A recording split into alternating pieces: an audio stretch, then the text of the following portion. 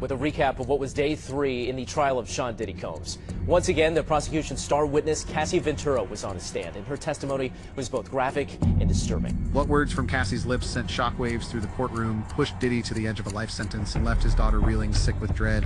The federal trial of Sean Diddy Combs is a spectacle unfolding in real time, a whirlwind of stunning revelations centered on one pivotal figure. Cassie Ventura, once Diddy's lover and now one of his fiercest accusers, took the stand as the prosecution's linchpin. Was she prepared? Beyond prepared, she radiated unshakable confidence, ready to unravel a story that would haunt everyone in that room. Cassie didn't just testify, she dragged the court into the depths of a personal hell she endured as Diddy's girlfriend. This wasn't merely about the brutal violence captured in that 2016 hotel video the world already knew. No, she peeled back layers of something far darker, twisted games and secret parties so depraved they defy imagination. Then came the names. Names of those allegedly coerced, drugged, and filmed, their identities spilling into the open like a dam breaking. The courtroom held its breath as each revelation landed heavier than the last. Just a few feet away sat the man who forged the Bad Boy Records empire, once hailed as hip-hop's untouchable king. But Sean Diddy Combs was no monarch in that moment. His face, once a fortress of charisma, crumbled into panic as Cassie's testimony carved through his legacy. Picture it, the mogul who'd strode in with the swagger of a titan, now frozen, his eyes betraying a dawning horror. These accusations, backed by the evidence Cassie clutched, texts, recordings, perhaps more, could lock him away for life, his empire reduced to ash. If you thought this scandal was just a publicity stunt, listen to Cassie's own words. Who was forced into what? Who supplied the drugs? Who filmed those sick games? Does she hold the critical evidence to lock up this music titan, or is there an even bigger secret waiting to be unveiled? This trial might spell the end of a showbiz empire, and here's everything Cassie revealed. Uncut, unfiltered, all in this video. Live from the Southern District Court in New York, Manhattan woke to a tense electric atmosphere this morning. A biting wind swept across the steps of the Southern District Courthouse, where a swelling crowd gathered in breathless anticipation. Reporters jostled for position, cameras flashing like a storm about to break. Women's rights activists held aloft bold red banners proclaiming justice for Cassie. Meanwhile, a small but vocal group of Diddy supporters chanted, "They're slandering our king." One banner, caught by a gust of wind, fell to the ground, revealing a handwritten message: "The truth will prevail."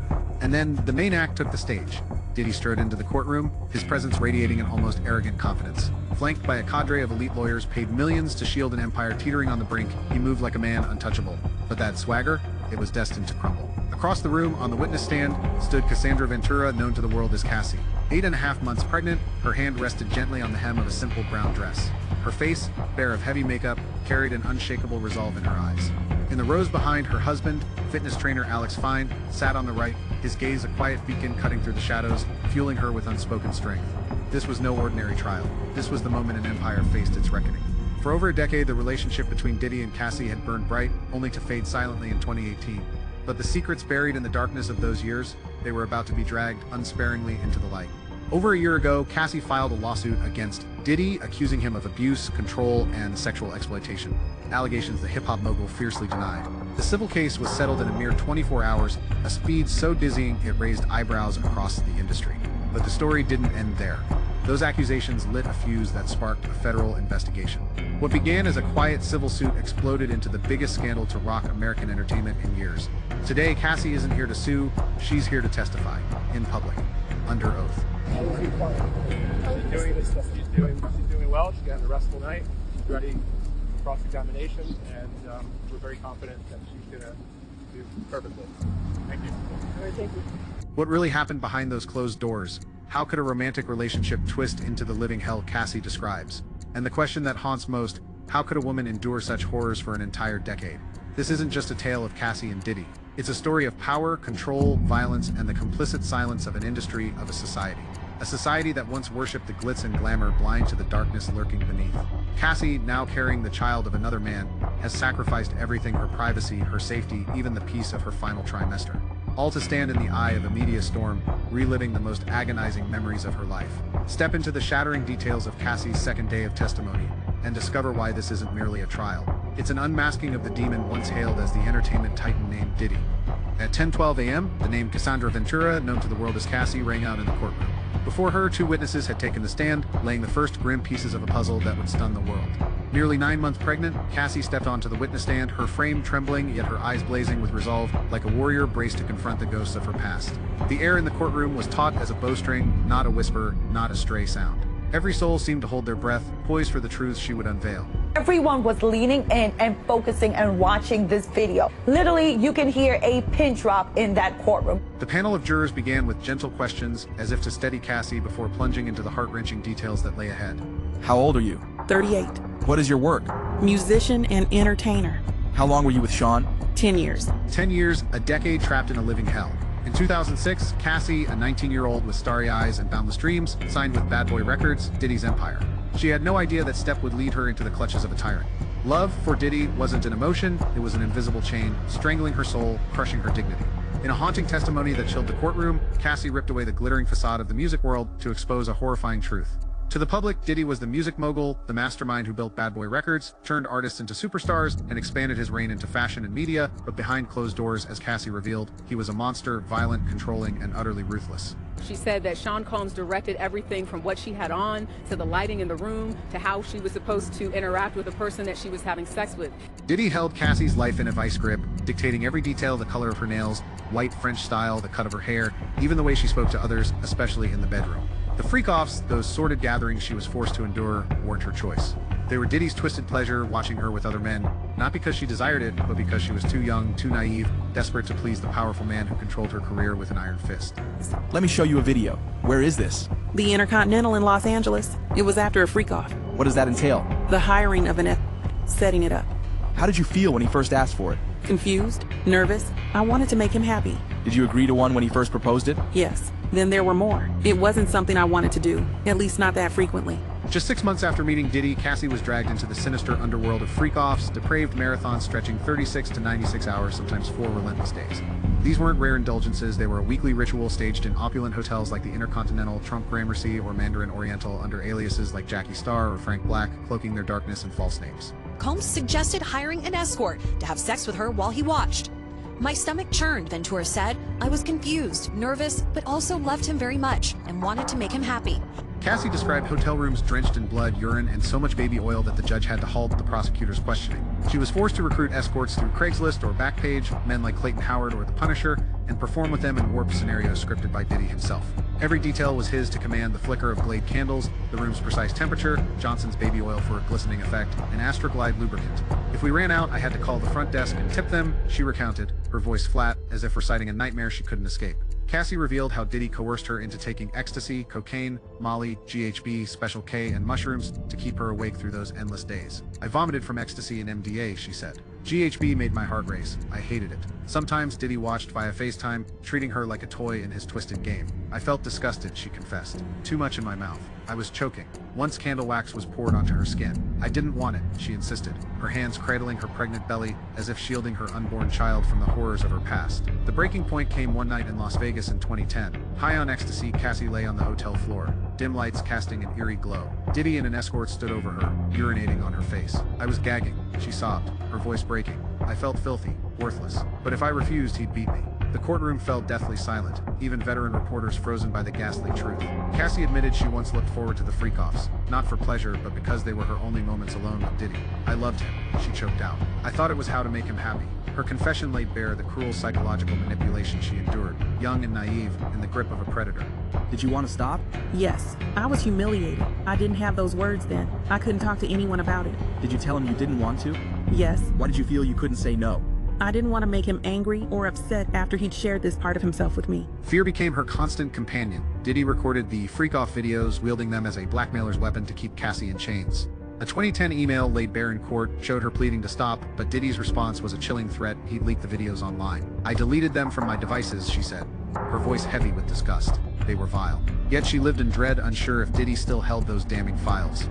Cassie also revealed how he menaced her family, vowing retribution if she dared speak out. Did you get in arguments? Yes, it would result in dragging. What else did he do? Me in the head if I was down. How frequently was he? Too frequently. I would get black eyes and... The horror didn't stop at sexual abuse and control.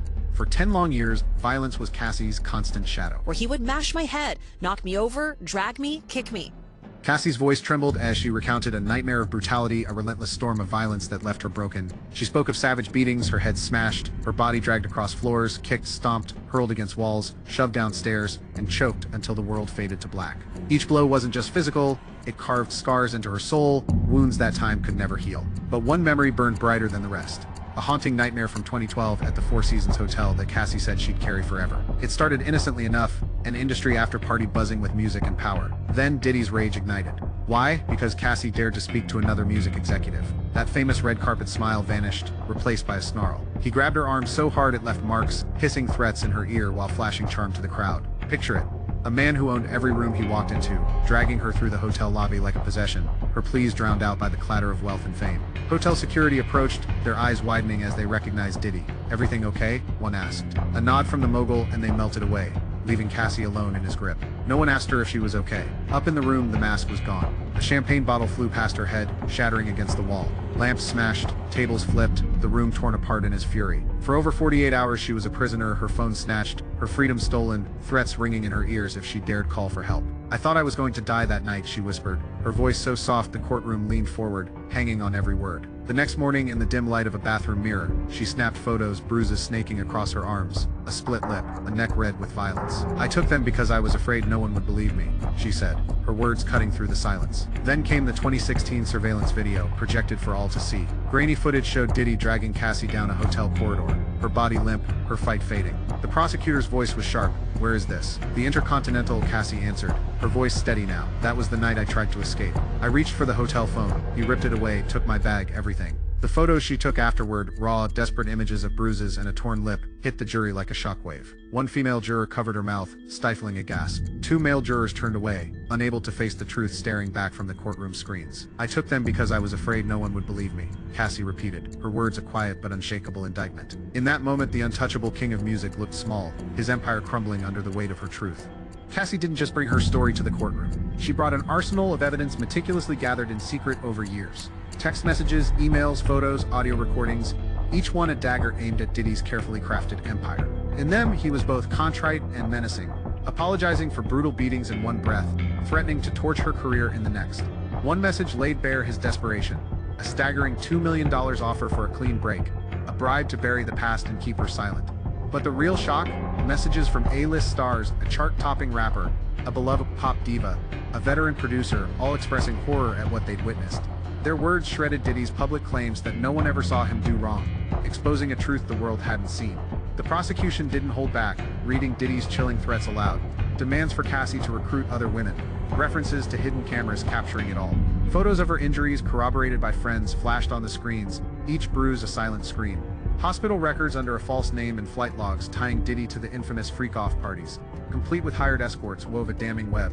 Cassie's voice broke as she described flipping through a notebook, a grim roster of escorts Diddy used, and how he forced her into encounters she never wanted. "I felt like an object," she said, her voice shattering, tears spilling over, like something for him to use.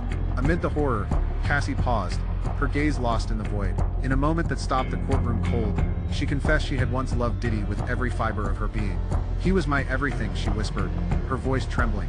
"Those freak-offs, they were the only times I got him to myself, the only moments I felt connected to him." Her words hung heavy, a gut punch no one saw coming. Who could imagine it? In the heart of a nightmare, Cassie had clung to love, sacrificing herself for fleeting scraps of warmth from the man she adored. But that love became her prison. Diddy, she said, turned her into a puppet, twisting her mind and strangling her musical dreams. "I stopped feeling human," she sobbed, reliving the days she bent to his will, using drugs, enduring freak-offs, all to escape his wrath. "I was just a young girl, thinking he'd lift my career," she choked out, her voice raw with pain. The jury sat frozen, jurors' eyes glistening, as the weight of her words rewrote the story of a mogul's legacy. This wasn't just testimony, it was the unraveling of a myth, and Diddy could only watch as his untouchable crown slipped away. At the defendant's table, Diddy sat rigid, his face a mask of stone, fingers clenched around a water glass. The swagger he'd strutted in with that morning, gone, obliterated within 30 minutes of Cassie's searing testimony.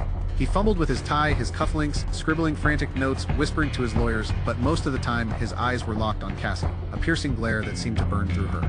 Cassie never met his gaze, not once, as if his presence was a shadow she refused to face. But when she unveiled her arsenal, text messages, emails, apologies from Diddy for his violence, threats to crush her career, his shock was palpable. He had no idea she'd been safeguarding these secrets for years. Messages from his inner circle, big-name friends and business partners, confirmed they'd seen his dark side at private parties. One, from producer Dallas Austin, a friend Cassie trusted, pleaded for her safety. These, alongside photos of her wounds and hospital records under a false name, painted a portrait of a Diddy the world never knew. Cassie went further, naming Diddy's loyal lieutenants, security, drivers, a former chief of staff, a financial handler, and their roles in his web of control. 7 photos of these figures flashed on the prosecutor's screen, and Diddy couldn't stay still. He shot to his feet, fury erupting as he roared, "This is a lie. She's trying to destroy me." His lawyer scrambled, yanking him back to his seat, but Diddy kept shouting, railing about betrayal. Court officers had to escort him out, leaving the courtroom in chaos. Behind him, his daughters, seated near the defense, fled in tears, unable to stomach the horrific details. Diddy's legal team, led by the sharp-tongued Tenny Garagos, fought to claw back control. They argued the 2016 video showed jealousy, not sex trafficking, and painted Cassie as a willing participant in Diddy's lavish lifestyle, driven by greed, like the $20 million civil settlement she'd secured. They hammered her drug use, questioning her memory's reliability, and pointed to date discrepancies. They called a former assistant of Cassie's to the stand, only for prosecutors to expose the witness's payments from Diddy. Cassie admitted drugs and sex were central to their relationship, but stood firm on her claims of abuse and rape, including a 2018 assault. A text from her seemed to align with Diddy, but she explained, "I sent it because I feared what he'd do." When Garagos pressed, "Why didn't you leave?" Cassie's answer silenced the room, "Because he threatened my mother would disappear." Garagos froze, and jurors exchanged glances, the weight of her words sinking in. Outside, the internet exploded. A post from Alex Fine, hailing Cassie as the strongest woman, racked up 2 million shares. Diddy's PR machine fired back, branding Cassie a schemer. But in the courtroom, his once loyal entourage began to slip away. As evidence piled up, texts, photos, recordings, they quietly exited, leaving Diddy nearly alone, just him and his lawyers against a tidal wave of truth. The man who'd ruled an empire now looked like a king dethroned, his legacy unraveling with every word Cassie spoke. Cassie's testimony stretched beyond 4 grueling hours, punctuated by pauses as her pregnancy weighed on her. Tears streamed down her face as she spoke of the freakoffs and the misguided love she once poured into Diddy, the man she called Pop Pop, who nicknamed her CC. "I did it to make him happy," she said, her voice breaking, raw with emotion. Now nearing 40, she looked back on a younger self, trapped, powerless, a girl stripped of control. "I thought I'd never escape," she confessed, "but today, I'm done staying silent." The prosecutors hammered the stark power imbalance. Cassie, a 19-year-old aspiring singer, pitted against Diddy, a 37-year-old titan who held her career and finances in his grip. They unveiled evidence of Diddy's inner circle, bodyguards, and HR chief enablers who helped him tighten his control. "If I didn't answer his call right away, someone would show up," Cassie said, her voice trembling as she glanced at photos of the guards. The prosecution's case was clear. This wasn't just domestic abuse, but a criminal enterprise, with Diddy at its core wielding fame and power to orchestrate a 2-decade web of exploitation. As Cassie stepped down from the witness stand, supported by her husband Alex, her eyes were weary but free of fear. Gone was the naive 19-year-old who'd entered Diddy's world. Today, she's a wife, a mother, expecting her 3rd child, living a quiet life with Alex, who often shares his love for her on Instagram. "She's the greatest mother," he once posted, and now in the courtroom, he was her rock, unwavering at her side. The Cassie of 2025 is a far cry from the Cassie of 2006, a rising R&B star once compared to Ciara and Rihanna. Her debut album, produced by Ryan Leslie, cracked the top 20, but then, nothing. "I kept waiting," she said in her testimony, "but the freakoffs held my career hostage." A 10-album deal with Bad Boy Records yielded just 1 release, and Cassie faded from the spotlight, resurfacing only briefly on red carpets or in a Nicki Minaj track 6 years later. Beyond the courtroom, social media erupted. Hashtags like Cassie Speaks and Diddy Trial trended worldwide. Artists like Kalani demanded the music industry take accountability, while rumors swirled about others like Meek Mill allegedly tied to the freakoffs, though no concrete evidence has emerged. But inside the courtroom, Cassie was the focal point. Alex's gaze never left her, a beacon of light piercing the darkness of her past, guiding her through the storm of memories. The story of Cassie and Diddy is a stark warning. Not every relationship draped in glamour is true love. When power is twisted to control and suffocate another, it ceases to be love, it becomes oppression. Cassie made the courageous choice to step out of the shadows and speak her truth, not just for herself, but for thousands of silent victims still trapped. And once the wheels of justice begin to turn, they don't stop easily. As day 2 of the trial drew to a close, the man who strode into the courtroom as music's untouchable king left looking like a defeated general. His security team, once a fortress around him, couldn't shield him from the storm that raged inside that courtroom. The evidence, the testimony, the recordings, they painted a picture no one could unsee. The question now isn't whether Diddy can win this case, but whether his reputation can ever recover from the truths the world heard in that courtroom today.